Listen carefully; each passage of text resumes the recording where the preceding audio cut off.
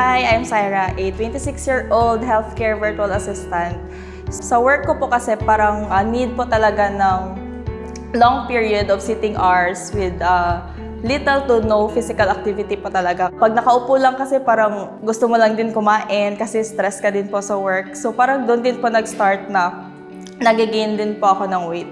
Parang when I look into the mirror, shocks, ang taba ko na, tapos parang I don't like what I'm seeing. I think I was 75 kilos back then. So, doon po talaga yung starting point na, okay, I need to do something. I need to change my lifestyle po.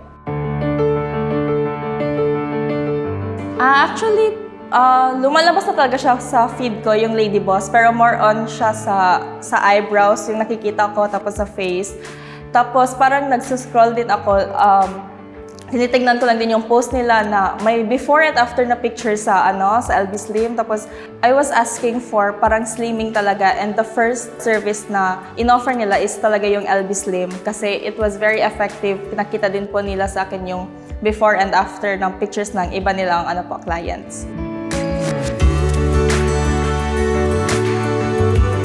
So after ng one cycle, nag-lose talaga ako almost 5 to 6 kilos ata. Yung nakita ko na po talaga yung results, like, wow, I really want to continue this one. Yung mga damit ko before, nasusuot ko na and I'm very happy. So, I was really motivated din na parang i-continue siya and parang kickstart siya sa pagiging healthier me.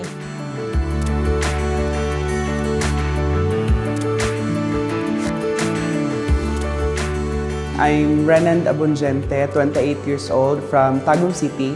I am liaison officer of a construction industry. It was the first quarter last 2025. I was diagnosed fatty liver. That's why akong giadto sa Lady Boss gyud is magpa lemon bottle. And nakita na ko didto pod nga naa sila gi-offer nga LB Slim. So, nana ko idea what are the medicine na gamiton para sa LB Slim. And ang gi-recommend sa doctors ako is magpapayat ko because para maayo akong fatty liver. So, mauto, nag-try ko silang LB Slim and giganahan na food ko.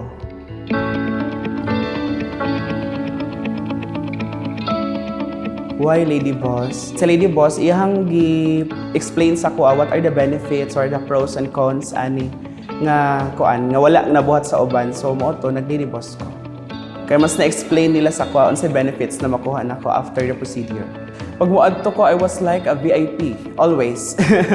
Gina-prioritize nila how sila makig-abi-abi sila mga clients, and they're good at handling their clients good. It was March, I was 115 kilograms. Karon ako 86 kilograms. Ako nag-gain confidence, of course. Kay sa una, maulaw ko moadtog mga events, knowing na dili maigo ang mga sinina sa ko. I can't even close this jacket. Sa ako, pagpalit na ko, dili niya ma-close. Right now, ma-close na nako siya. Moto, na-boost akong confidence sa Lady Boss, kay daghag mga good feedbacks na nahatag sa ako. Na namayat na daw ko, og blooming po daw.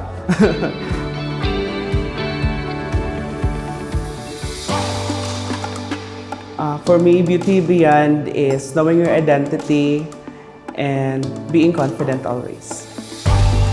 Okay, so for me, Beauty Beyond is not just beauty na makikita mo po sa physical appearance ng isang tao, but also the beauty of the confidence na binibigay sa'yo after the treatment or after the service na I have availed po.